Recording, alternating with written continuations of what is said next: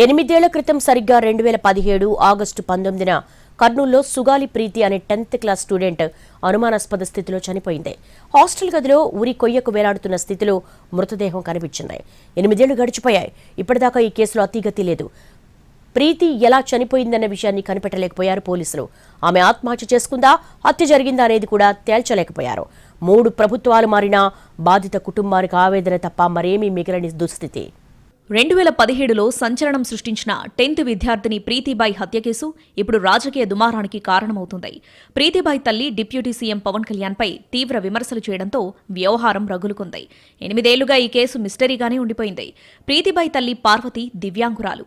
ప్రీతి చనిపోయి 8 ఏళ్లు పూర్తయిన సందర్భంగా ఈ నెల 19న ఆమె సమాధి నుంచి అమరావతి వరకు వీల్ చైర్లోనే యాత్ర చేయాలనుకున్నారు. పోలీసులు అనుమతించకపోవడంతో హైకోర్టును ఆశ్రయించారు.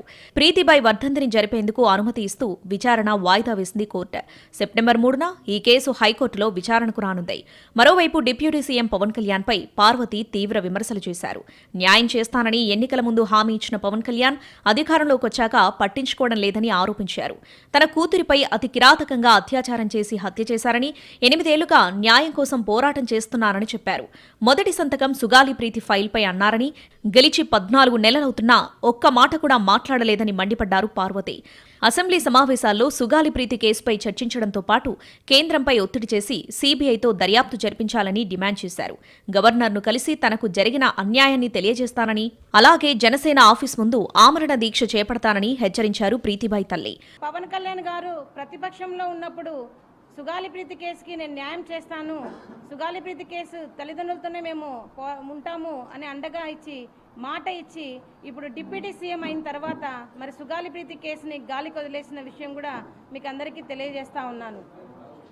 మరి ప్రతిపక్షంలో ఉన్నప్పుడు అంతగా మాకు అండగా ఇచ్చిన మరి జనసేనాని గారు మరి ఈరోజు ఎందుకు సుగాలి ప్రీతి కేసు గురించి పట్టించుకోవడం లేదో ఈ మీడియా తరఫున నేను ప్రశ్నిస్తాను అన్నగారిని.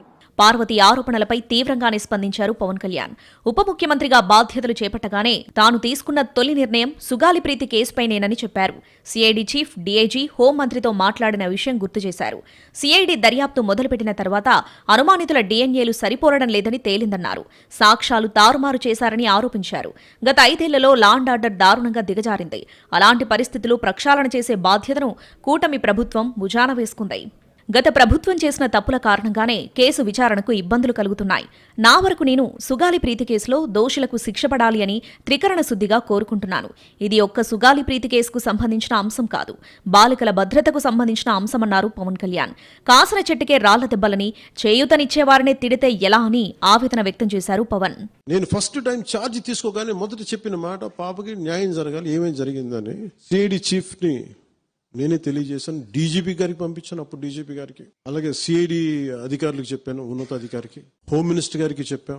ఇవన్నీ చెప్తే పోలీసు సిఐడి వాళ్ళు చెప్పింది ఏంటంటే, అసలు అప్పట్లోనే ఎవరైతే దీని వెనక కుట్ర వెనక ఉంది ఇవన్నీ చెప్తున్నారో ఏ డిఎన్ఏ తారుమారు చేశారు, ఎలా తారుమారు చేసి ఉండాలి, ఈ ఒత్తిడిలో వీళ్ళకి భూములు అవి ఇవి ఇచ్చేసి మరి ఏం చెప్పారు నాకు తెలియదు. కానీ వాళ్ళు నాకు తెలిసి వాళ్ళు ఈరోజు పోలీసు చెప్తుంది ఏంటంటే, సాక్ష్యాలు వీళ్ళు చెప్తున్న వ్యక్తుల మీద వాళ్ళ డిఎన్ఏకి దీనికి మ్యాచ్ కావట్లేదు. ఇది వాస్తవం. కర్నూలులో కట్టమంచి రామలింగారెడ్డి స్కూల్లో 10th క్లాస్ చదువుతున్న సుగాలి ప్రీతిబాయి 2017 ఆగస్టు 19న హాస్టల్లో సీలింగ్ ఫ్యాన్కు వేలాడుతూ కనిపించింది. ప్రీతిపై అత్యాచారం చేసి హత్య చేశారని తల్లిదండ్రులు పోలీసులకు ఫిర్యాదు చేశారు. 8 ఏళ్లుగా ఈ కేసులో మిస్టరీ వీడలేదు. కమిటీల మీద కమిటీలు, విచారణ మీద విచారణలు చేశారు. ఏం చేసినా అసలు విషయం నిర్ధారణ కాలేదు. 10వ తరగతి చదువుతున్న విద్యార్థినిపై స్కూల్ యాజమాన్యం అత్యాచారం చేసి హత్య చేసిందనేది తల్లిదండ్రుల ఆరోపణ. అయితే అందులో నిజం లేదనేది స్కూల్ యాజమాన్యం వాదన. ప్రీతిది ఆత్మహత్య కాదని స్కూల్ యాజమాన్యమే హత్య చేసిందంటూ తల్లిదండ్రులు, దళిత సంఘాలు ఆందోళన చేశాయి. ప్రీతిబాయి శరీరంపై గాయాలున్నాయని చెప్పారు. స్కూల్ ఓనర్ జనార్దన్ రెడ్డి, ఆయన 2 కుమారులపైన కేసు నమోదు చేశారు. మృతురాలు ఎస్టీ కావడంతో ఎస్సీ ఎస్టీ సెల్కు కేసు దర్యాప్తును బదిలీ చేశారు. ఆర్టీఓ, డీఈఓ, సాంఘిక సంక్షేమ శాఖ డిప్యూటీ డైరెక్టర్లతో 5 మెన్ కమిటీ వేశారు అప్పటి కలెక్టర్. మెడపై ఒత్తిడి కారణంగా ప్రీతిబాయి చనిపోయిందని, అంతకుముందు లైంగిక చర్య జరిగిందని పోస్టుమార్టం రిపోర్ట్ వచ్చింది. ఆ తర్వాత శరీర భాగాలను ఫోరెన్సిక్ సైన్స్ ల్యాబ్కు పంపగా లైంగిక చర్య జరిగినట్టు ఆధారాలు లేవని రిపోర్ట్ వచ్చింది.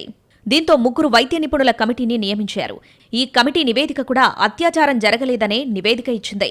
ప్రీతిబాయి మృతిపై గిరిజన సంఘాలు పెద్ద ఎత్తున ఆందోళనకు దిగాయి. నిందితులను అరెస్ట్ చేయాలని డిమాండ్ చేస్తూ ఆందోళన చేశారు. మరోవైపు జాతీయ మానవ హక్కుల కమిషన్కు కూడా ఫిర్యాదు చేశారు. సిఐడితో దర్యాప్తు జరిపించాలని మానవ హక్కుల కమిషన్ ఆదేశించింది. ఫోరెన్సిక్ సైన్స్ ల్యాబ్ నివేదికను తారుమారు చేశారని వైద్య ఆరోగ్య శాఖ ముఖ్య కార్యదర్శికి ఫిర్యాదు చేశారు తల్లిదండ్రులు. దీంతో 3 వైద్యులతో కమిటీ నియమించి విచారణకు ఆదేశించారు. ఆ తర్వాత మరో 3 వైద్యులతో మరో కమిటీ వేసి విచారణ జరిపించారు. అప్పటి హోంమంత్రి సుచరితకు, డీజీపీకి, అదనపు డీజీపీకి ఫిర్యాదు చేశారు బాధితులు. ఐపీఎస్ అధికారి రమాదేవిని విచారణ అధికారిగా నియమించి పూర్తి స్థాయిలో విచారణకు ఆదేశించింది ప్రభుత్వం. ప్రీతిబాయి తల్లిదండ్రులు, స్కూల్ యాజమాన్యం వాదనలు, పోస్టుమార్టం నివేదిక, ఫోరెన్సిక్ సైన్స్ ల్యాబ్ నివేదికలు భిన్నంగా ఉండటంతో కేసు దర్యాప్తు మరింత జటిలమైంది. స్థానిక పోలీసుల దర్యాప్తుపై ప్రీతిబాయి తల్లిదండ్రులు అనుమానం వ్యక్తం చేశారు. నిందితులను పోలీసులు కాపాడుతున్నారని ఆరోపించారు. వాస్తవాలు వెలుగులోకి రావాలంటే సీబీఐతో దర్యాప్తు చేయించాలని డిమాండ్ చేశారు. 2022లో జనసేన అధినేత పవన్ కళ్యాణ్ను మంగళగిరిలో కలిసి తమకు అన్యాయం జరిగిందంటూ గోడు వెళ్లబోసుకున్నారు ప్రీతిబాయి తల్లిదండ్రులు.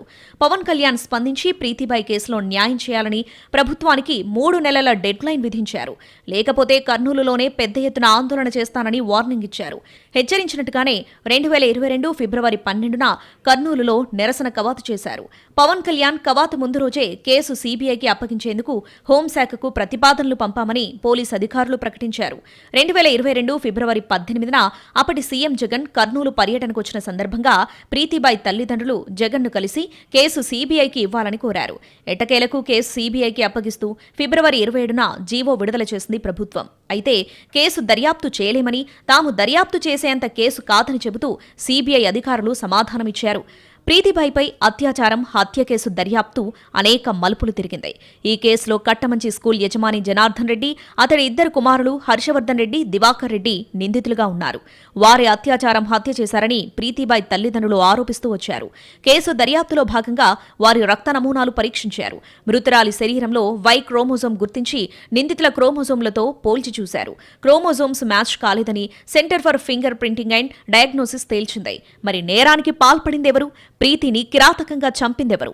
ఎందుకు చంపినట్టు? ఈ ప్రశ్నలకు ఇప్పట్లో సమాధానాలు దొరుకుతాయా? హంతకులను పోలీసులు చట్టం ముందు నిలబెడతారా?